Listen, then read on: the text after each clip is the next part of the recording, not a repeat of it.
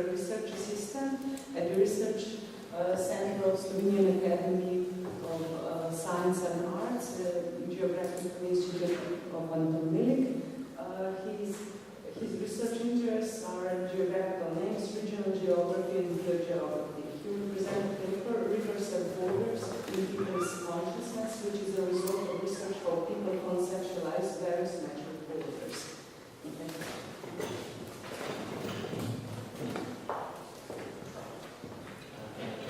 For the floor, so dear colleagues, dear professors, first of all I would like to thank Marco and his colleagues for organizing this interesting conference, of course for invitation.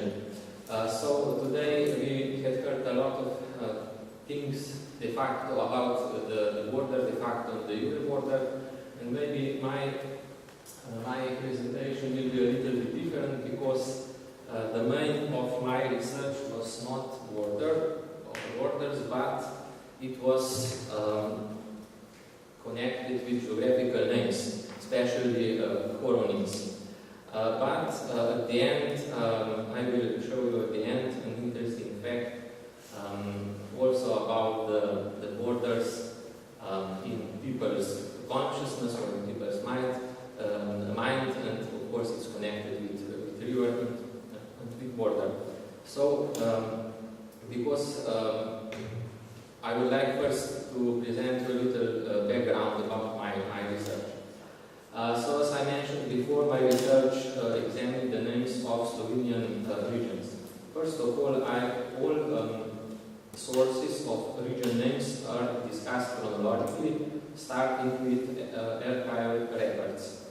This is followed by a review of modern maps and records held by the Surveying and Mapping Authority of the Republic of Slovenia. At the end of this part of research, different types of geographical regionalization were presented as source of region names. Besides classical sources, I tried to collect horonyms also with the survey. We divided Slovenia into 4 pilot areas, so Posavje region, Kozjansko region, Western Slovenia and Eastern Slovenia. 500 survey questionnaires were sent to each of the first 2 areas and 2,500 to each of the other. A probability sample for each area was prepared by the Statistical Office of the Republic of Slovenia. The questionnaire was filled out by approximately 14% of the recipients. In the pilot areas, Posavje region and Kozjansko region, the addresses were asked questions regarding to the region of their place of residence, namely its name, regional identity and identity modifications.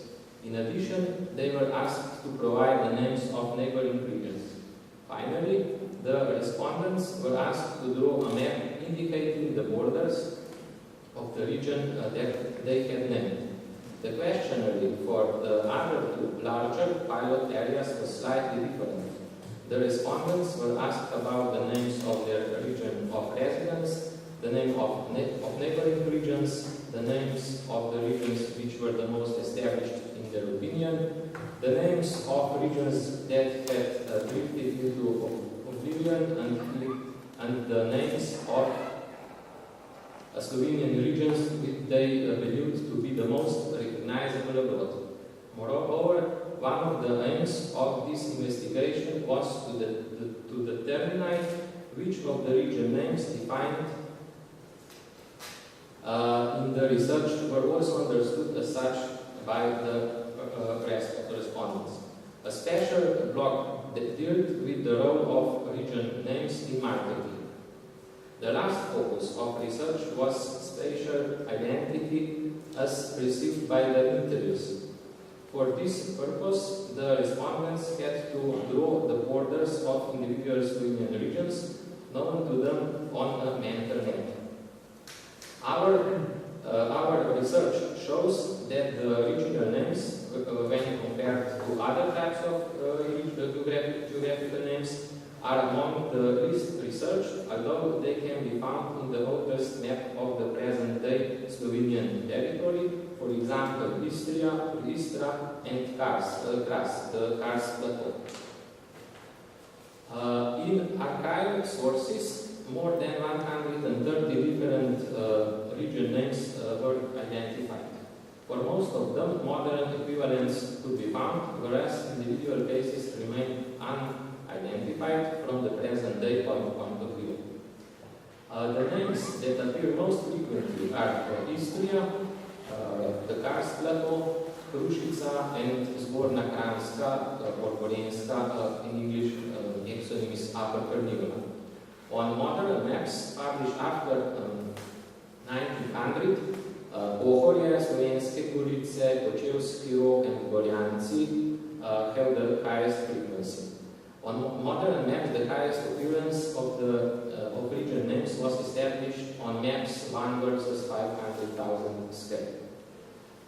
In the authority and survey records, region names were selected on the basis of code list prepared by the same authority, or alternatively on the basis of a record type, line data, where names of bodies of water were excluded.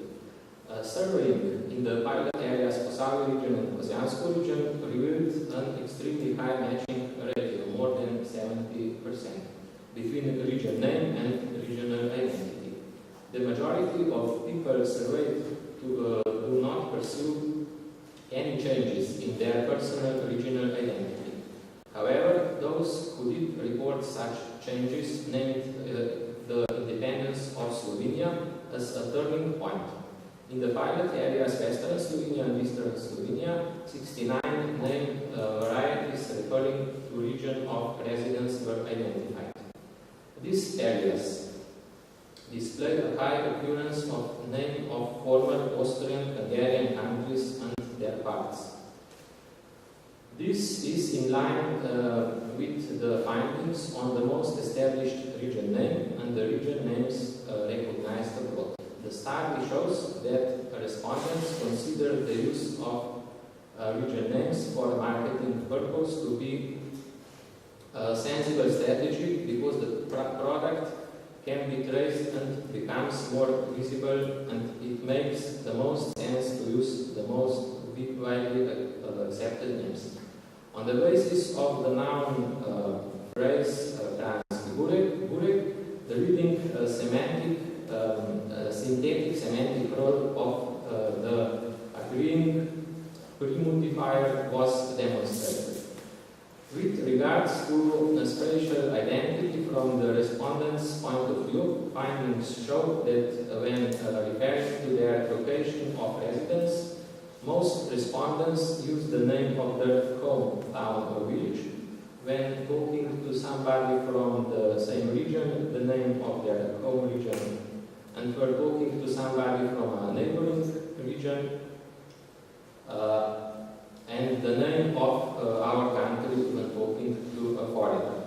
So because mind mapping was an important methodology in my research, I would like to explain some more facts about it. You can see on your left side the map that were sent to respondents, and one example that one of the respondents sent to me back. So I use only the maps with the border and with the name of the region, so these two parts were very important. So about mind mapping. So cognitive map is a technique used for obtaining a picture of spatial relations and environmental characteristics and people's use on them, or a cognitive concept of the information that individuals have about a specific. These types of maps began to be used in 1960s for analyzing structural and identity elements in the environment. They can also serve as a means for obtaining data important for a spatial planning. One distinguishes between individual drawings of cognitive maps and drawings done in group at workshops. In an individual's imagination, the map is created slowly, depending on the environment and the individual's experience and educational background. There is no perfect cognitive map. Each contains information relevant for whoever draws such a map. Therefore, the information on it is usually considerably simplified because it is the result of the individual's decisions and imagination. A cognitive map is a product of one's thought, and as such it is invisible to others. One way to communicate the content of a cognitive map is drawing. One of our geographers, Golubic, refers to this type of information acquisited as geographic survey. The psychologist Marko Polic lists the following 5 cognitive map types. So, Lynch type cognitive map, social, spatial, forms, mental maps, personality constructs, and distance estimation, and multidimensional scaling. Cognitive maps play an important role in geography. Studying cognitive maps was given a special place in the 1960s with the establishment of behavioral geography. Cognitive maps were one of its main methods. Respondents were given an updated format, and 1 versus 605,000 square map of Slovenia as the basis for their graphic expressions. The map contained the national border, major towns, the basic river network, and Mount Triglav was the highest Slovenian mountain. Respondents were asked to draw or delimit the Slovenian regions and name them. They were given the following instruction. So, draw the Slovenian regions that you know on the map and name each region drawn. The cognitive maps created, which contained both the regions, borders, and names, were first scanned and then digitalized. The digitalization was carried out manually. The demarcated areas were copied into a geographical information system. The data obtained and the thematic maps were analyzed using their map program software. The following operations were used to transfer polygon data to raster data, to zonal statistics, summary, zonal statistic majority, zonal statistic variety, and raster calculator to divide it to some domains. So, for the conclusion, a few results, few maps as the result. On this map, you can see. Let's say we heard before about biologically hotspot. We can use for this map, let's say, toponymic hotspot. So the variety of the different regional names for each in each raster point is shown. So with the maps drawn by the respondents. So with the red color, let's say the maximum is 31 different names in one pixel. The other result is another mental map. So the mental maps drawn by the respondents show that most of them split Slovenia into 8 regions. The highest variety of names being used for the regions to the east of Kamnik, we saw on this map, and also to the southeast and northwest of Idrija, this part, and around the Hirschhorn villages, and so this in Posavje region. Maybe the most, the next one, you can see on this map the regional identity course or nucleus. So the percentage of the people who use the one name was draw the border of this name, and the most important map is this one. So you can see with black lines the borders from borders between units from Austro-Hungarian empires. This situation was in 1914, before the First World War. And now you can see the differences and the borders you can compare the borders from the 1914 and the borders that people draw on mind maps. And what is important or interesting here, you can see this border. So between Prekmurje and Štajerska, and let's say this border here between Gorenjska and Istria and Gorica. So this border is relatively the same as this one. This one is a little bit different. So